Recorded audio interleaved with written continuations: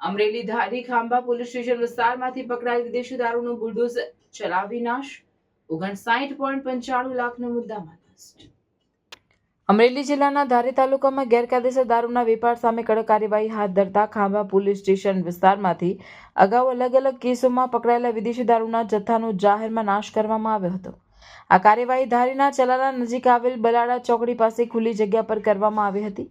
Police દ્વારા મળતી માહિતી અનુસાર વિવિધ દરોડાઓને ચેકિંગ દરમિયાન જપ્ત કરાયેલ કુલ 12,845 બોટલોનો જથ્થો, જેની અંદાજિત કિંમત 59,95,871 થાય છે, તેને કાયદેસરની પ્રક્રિયા પૂર્ણ થયા બાદ નષ્ટ કરવાનો નિર્ણય લેવામાં આવ્યો હતો।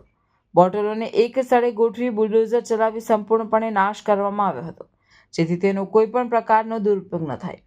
આ સમગ્ર કામગીરી દરમિયાન ધારી ડિવિઝનના એએસપી જયવીર ગઢવી, એસડીએમ જાડેજા, નશાબંધી અને એક્સાઇઝ વિભાગના અધિકારીઓ તેમજ ખાંભા પોલીસ સ્ટેશનનો સ્ટાફ હાજર રહ્યો હતો।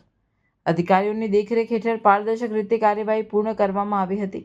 પોલીસ વિભાગ દ્વારા જણાવવામાં આવ્યું હતું કે રાજ્યમાં દારૂબંધીના કાયદાને કડકપણે અમલમાં મૂકવા માટે આવી કાર્યવાહી સમયાંતરે કરવામાં આવશે। ગેરકાયદેસર દારૂના સંગ્રહ, વહન અને વેચાણ સામે કડક કાર્યવાહી કરવામાં આવી રહી છે અને આવનારા સમયમાં પણ આવા તત્વો સામે અભિયાન ચાલુ રહેશે।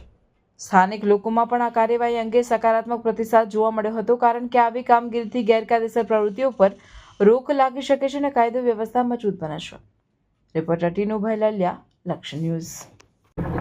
આજ રોજ ધારી ડિવિઝનના ખાંભા પોલીસ સ્ટેશનના જે પ્રોહિબિશનનો મુદ્દામાલ છે એની નાશની કામગીરી રાખવામાં આવેલી છે, જેનામાં માનનીય એસડીએમ ધારી સાહેબ, ખાંભા પીઆઈ અને જે પ્રોહિબિશન અધિકારીઓ છે હાજર રહેલા છે। આજ રોજ કુલ જે નાશપાત્ર બોટલો છે એ 17 ગુનાની 12,845 છે, જેની કુલ મુદ્દામાલની કિંમત 59,95,371 છે। દરેક અધિકારીઓની ઉપસ્થિતિમાં આજે છે બધી બોટલોનો એનું નિકાલ કરવામાં આવેલું છે।